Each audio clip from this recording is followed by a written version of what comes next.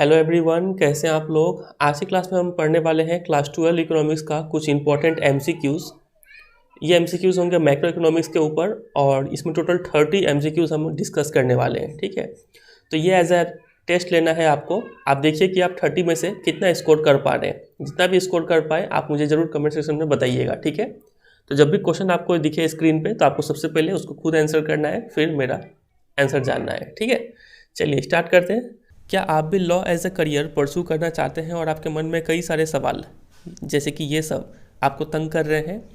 क्या अभी इस सबसे परेशान है कि कितने सारे लॉ एंट्रेंस एग्ज़ाम्स होते हैं, कौन से कॉलेजेस बेस्ट है, इन लॉ एंट्रेंस एग्ज़ाम में कौन से सब्जेक्ट पूछे जाते हैं, इनका सिलेबस कैसा है, क्वेश्चंस का लेवल कैसा है, ठीक है, इंपॉर्टेंट रिसोर्सेज क्या है इन सब एग्ज़ाम के लिए प्रिपरेशन करने के लिए? तो अगर आप भी इन सब क्वेश्चन से परेशान हैं तो अनअकैडमी आपके लिए लेकर आया हुआ है अनअकैडमी मास्टर क्लास सीरीज़। ठीक है, जो कि चल रहा है 11 से 15 जनवरी। आपके पास और 2 दिन है इन सभी सवालों का जवाब पाने का। ठीक है, तो ये क्लासेस में आपको free of cost information provide किया जाएगा regarding major law entrance exam जैसे कि क्लैट, AILET, SLAT। ठीक है, तो आप यहाँ पे लाइव जुड़ सकते हैं और अपने सवालों का जवाब पा सकते हैं। तो यहाँ के जो टॉप एडुकेटर्स हैं वो यहाँ पे डिटेल एनालिसिस करके देंगे कि डिफरेंट एंट्रेंस एग्जाम में किस किस टाइप के क्वेश्चन पूछे जाते हैं। ठीक है, क्वेश्चन का लेवल कैसा रहता है और जो भी मिथ है रिगार्डिंग लॉ एंट्रेंस एग्जाम्स, ये एज अ करियर ऑप्शन लेना कैसा रहेगा आपके लिए, ये सभी सवालों का जवाब आप पाएंगे इस मास्टर क्लास सीरीज़ में। तो ये आपको फ्री ऑफ कॉस्ट प्रोवाइड किया जा रहा है और 2 दिन बचा हुआ है। डिस्क्रिप्शन में लिंक है, आप जाके जरूर इसका फ़ायदा उठाएं। ठीक है, और जब भी आप अनअकैडमी में कोई सब्सक्रिप्शन ले तो ये कोड जरूर यूज़ कीजिएगा BK10, इससे आपको 10% का फ्लैट डिस्काउंट मिल जाएगा। और अगर आप ऑलरेडी प्रिपेयर कर रहे हैं तो अनअकैडमी आपके लिए लेके आते रहता है अनअकैडमी लॉ एप्टीट्यूड टेस्ट। ये टेस्ट 1 घंटे का टेस्ट है जो कि होने वाला है 16 जनवरी को सुबह 11 बजे। टेस्ट खत्म होने का तुरंत बाद रिजल्ट अनाउंस कर दिया जाएगा। और एडेड एडवांटेज ये भी है कि दोपहर के 3 बजे आपको यहाँ पे डिटेल्ड जो रिव्यू है वो भी आपको देखने को मिलेगा। ठीक है, एक्सपर्ट आपको यहाँ पे पेपर सॉल्व करके दिखाएंगे। आप वहाँ पे अपना गलती क्या हुआ, अपना स्ट्रॉन्ग पॉइंट, वीक पॉइंट जान सकते हैं। और यहाँ पे एक एडवांटेज ये भी है कि जो टॉप 5 स्कोरर्स होंगे उनको 3 मंथ का अनअकैडमी सब्सक्रिप्शन प्लान दिया जाएगा, वो भी फ्री ऑफ कॉस्ट। ठीक है, तो आप ज़रूर इस टेस्ट को दें और अपना लेवल ऑफ प्रिपरेशन को चेक करें। डिस्क्रिप्शन में लिंक है, आप वहाँ पर जाके दे सकते हैं। सबसे पहले क्वेश्चन से,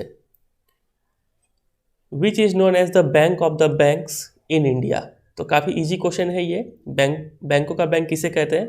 तो अगर आपने इसका answer reserve bank of India दिया है तो आप बिल्कुल सही है, अपने आप को 1 मार्क्स दीजिए। मूव करते हैं अगले क्वेश्चन पे, क्वेश्चन नंबर 2 पे। Which one is included in the primary function of money. Money का प्राइमरी फंक्शन कौन सा है दोनों में से? तो अगर आपने पढ़ा होगा मनी का 2 फंक्शन होता है, एक होता है प्राइमरी और एक होता है सेकेंडरी। प्राइमरी फंक्शन में और 2 आते हैं, मीडियम ऑफ एक्सचेंज होता है और दूसरा होता है मेजर ऑफ वैल्यू। ठीक है, तो यहाँ पे जो दिख रहा है medium of exchange, measure of value, तो 1 और 2 है, तो बोथ 1 और 2 इसका हो जाएगा राइट आंसर। ऑप्शन नंबर 3 होगा इसका राइट आंसर। ठीक है, चलिए आगे मूव करते हैं। Question number 3, which one is included in the secondary function of money. Money का सेकेंडरी फंक्शन कौन सा है? तो देखिए 3 सेकेंडरी फंक्शन आप याद रखिएगा। पहला तो होता है स्टैंडर्ड ऑफ डिफर्ड पेमेंट। ठीक है, कि आप बाद में पेमेंट कर सकते हैं मनी की हेल्प से। दूसरा होता है ट्रांसफर ऑफ वैल्यू और तीसरा होता है स्टोर ऑफ वैल्यू। ठीक है, मतलब किसी भी चीज़ का वैल्यू आप स्टोर कर सकते हैं इन टर्म्स ऑफ मनी। ठीक है, वैल्यू ट्रांसफ़र भी कर सकते हैं इन टर्म्स ऑफ मनी और स्टैंडर्ड ऑफ डिफर्ड पेमेंट। ये 3 आते हैं सेकेंडरी फंक्शन में। तो ऑप्शन क्या क्या है? Transfer of value, store of value, दोनों ही है, तो बोथ 1 और 2 इसका हो जाएगा राइट आंसर। ठीक है, ऑप्शन नंबर 3 इसका राइट आंसर है। आगे मूव कर जाते हैं क्वेश्चन नंबर 4 पे। The function of money includes. Money का क्या क्या फंक्शन है? यहाँ पे ये नहीं पूछा है कि प्राइमरी सेकेंडरी कौन सा है, सिर्फ टोटल फंक्शन पूछा है। तो value determination, measure of value है ये, स्टोर ऑफ वैल्यू भी है, मीडियम ऑफ एक्सचेंज भी है, तो ऑल ऑफ दिस इसका हो जाएगा राइट आंसर। ठीक है, अगर आपसे यहाँ पे प्राइमरी पूछ रहा होता तो प्राइमरी कौन सा होता? मीडियम ऑफ एक्सचेंज है और मेजर ऑफ वैल्यू, ये हो जाता। ठीक है, सेकेंडरी पूछता तो स्टोर ऑफ वैल्यू। चलिए, तो इसका ऑप्शन नंबर 4 था राइट आंसर। क्वेश्चन नंबर 5 पे आते हैं, इंडियाज़ लार्जेस्ट बैंक। इसका जवाब दीजिए कौन सा है इंडिया का लार्जेस्ट बैंक? तो इसका हो जाएगा स्टेट बैंक ऑफ इंडिया। ठीक है, ऑप्शन नंबर 2 इसका राइट आंसर है। आगे मूव करते हैं। In India currency note is issued by. जो पैसा वाला नोट होता है वो कौन इशू करता है बताइए? बहुत इजी क्वेश्चन है। अगर आपने इसका आंसर 4 दिया है तो आप बिल्कुल राइट है, रिजर्व बैंक ऑफ इंडिया। तो ये मिनिस्ट्री ऑफ बैंक क्या इशू करता है, जितने भी कॉइन्स है और प्लस 1 रुपी नोट, ये लोग इशू करते हैं, ठीक है। चलिए, तो इसका ऑप्शन नंबर 4 था राइट आंसर। अगले क्वेश्चन में, reserve bank of India was established in, कब यह इस्टेब्लिश किया गया था, बताइए इसका आंसर। तो इसका आंसर है option number 2, 1935। Reserve bank of India से रिलेटेड एक और ईयर आता है 1949। इस ईयर में इसको नेशनलाइज किया गया, इसको गवर्नमेंट के अंडर में लाया गया था, ठीक है। 1935 में तो बनाया गया था, लेकिन ये गवर्नमेंट के कंट्रोल में नहीं था। 1949 में गवर्नमेंट ने इसको अपने अंडर ले लिया। ऑप्शन नंबर 2 इसका right answer. Next question, monetary policy is related with, बहुत इंपॉर्टेंट टर्म्स है ये, मॉनिटरी पॉलिसी बहुत बार सुनने को मिलेगा। तो ये किस चीज़ से रिलेटेड है, तो जब भी मॉनिटरी पॉलिसी आप सुने तो पैसा से रिलेटेड, पैसा का हेड कौन है, हम लोग का आरबीआई। आरबीआई इस पॉलिसी को लाता है और इसमें होता है जितने भी आरबीआई के टूल्स है, जैसे कि सीआरआर, एसएलआर, बैंक रेट, ठीक है, ओपन मार्केट ऑपरेशंस, ये सब आते हैं इसमें। तो यहाँ पे मॉनिटरी पॉलिसी किससे रिलेटेड है, ओपन मार्केट ऑपरेशन से। ऐसा ही एक और पॉलिसी होता है जिसको बोलते हैं फिस्कल पॉलिसी। इसमें गवर्नमेंट एक्सपेंडिचर, टैक्स से रिलेटेड पॉलिसी लाए जाते हैं, ठीक है। तो इसको याद रखिएगा। लेकिन मॉनिटरी पॉलिसी में इन सब चीज़ों के जरिए इन्फ्लेशन वगैरह को कंट्रोल किया जाता है और इसको इम्प्लीमेंट कौन करता है, आरबीआई। अगले क्वेश्चन में मूव करते हैं।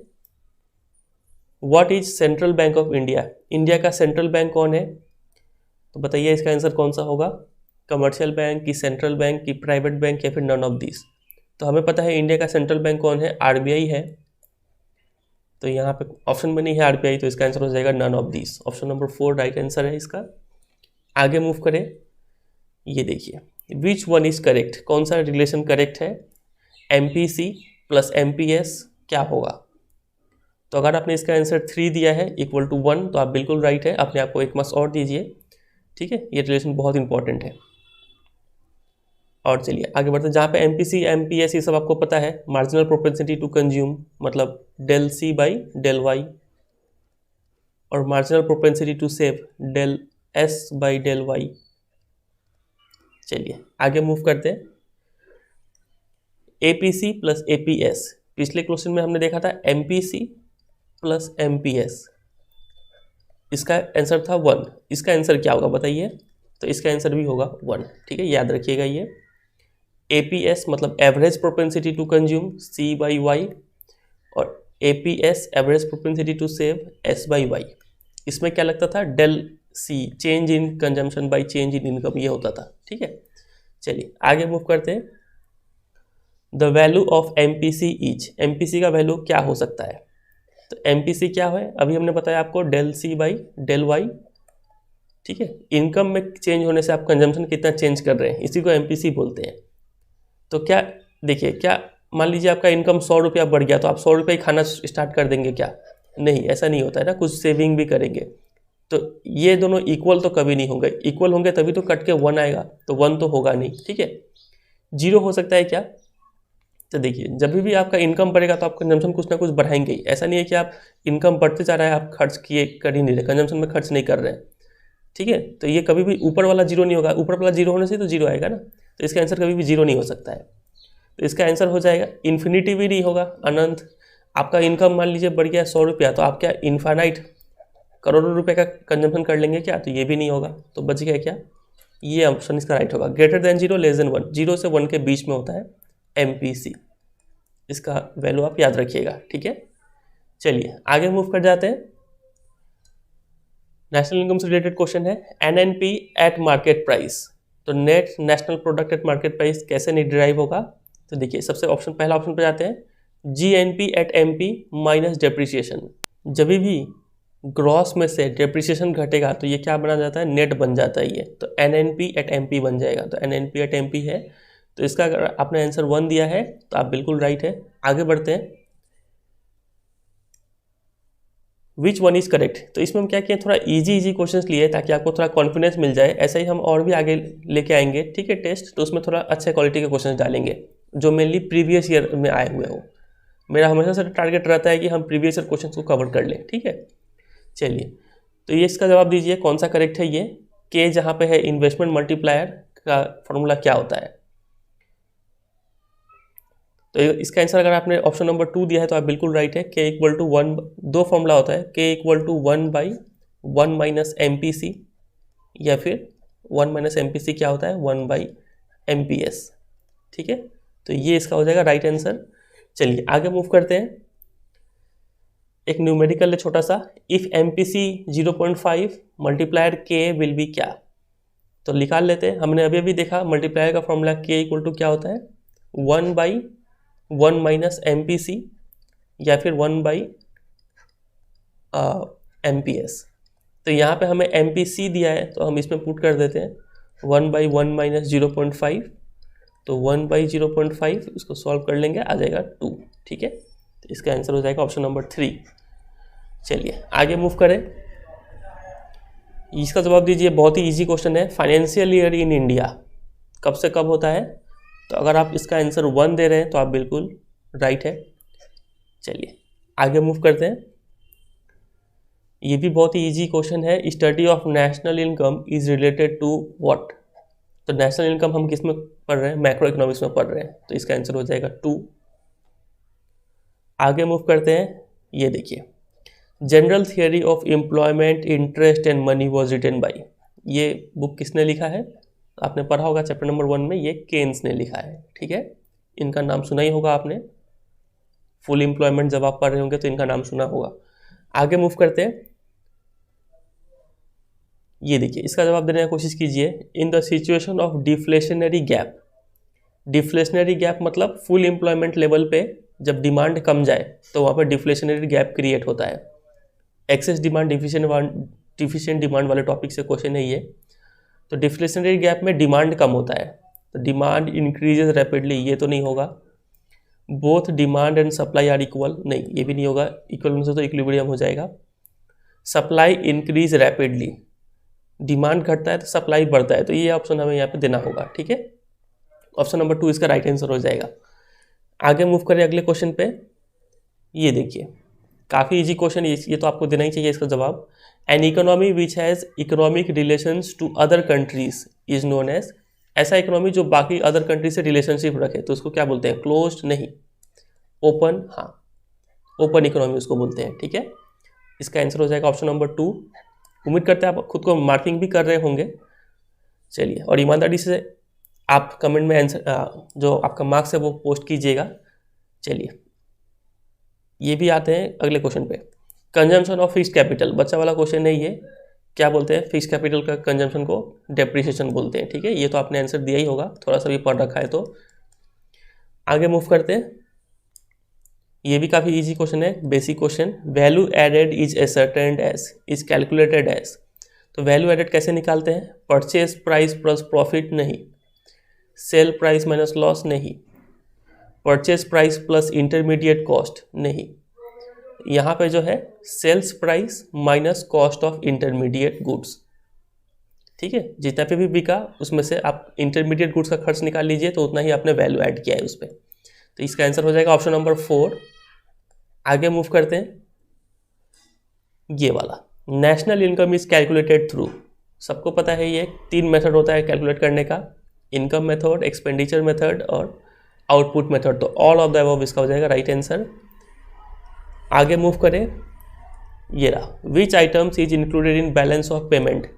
बैलेंस ऑफ पेमेंट में कौन सा आइटम्स होता है, तो बताइए इसका जवाब क्या होगा। विजिबल आइटम्स जिसको बैलेंस ऑफ ट्रेड बोलते हैं, invisible items balance of invisible trade, capital transfer मतलब बैलेंस ऑफ कैपिटल अकाउंट, तो ये भी होता है। और एक होता है इसमें यूनिलेटरल ट्रांसफर्स, तो यहाँ पे वो ऑप्शन में नहीं है, तो 3 ही ऑप्शन है, तो तीनों ही इसमें बैलेंस ऑफ पेमेंट में इंक्लूडेड होते हैं। तो ऑप्शन नंबर 4 इसका हो जाएगा राइट आंसर। समझे इतना। चलिए आगे मूव करें। ये मल्टीप्लायर के ऊपर फिर से क्वेश्चन है, K is equal to change in income by change in investment. तो मल्टीप्लायर का डेफिनेशन होता है del Y by del I. ठीक है, तो ये इसका हो जाएगा राइट आंसर ऑप्शन नंबर 1। अगले क्वेश्चन पे मूव करते हैं। ये रहा, फिस्कल पॉलिसी। तो अभी थोड़ी देर पहले बताए थे इज ऑल्सो कॉल्ड, ये किससे रिलेटेड होता है, गवर्नमेंट एक्सपेंडिचर, टैक्सेस। ठीक है, तो इसको और दूसरे शब्दों में क्या बोलते हैं, इसको बजटरी पॉलिसी भी बोलते हैं। ऑप्शन नंबर 2 इसका हो जाएगा राइट आंसर। नेक्स्ट क्वेश्चन है which one is the item of current account.